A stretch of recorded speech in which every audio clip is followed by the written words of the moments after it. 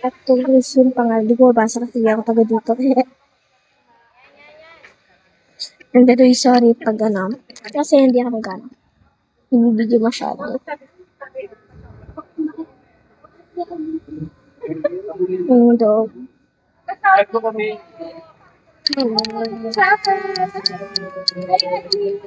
to Manila. Welcome to Manila. Mga ka-office mate ng mama ko. Tapos dito naman po mga temple. Ito, pinakamagaling ng temple. Over.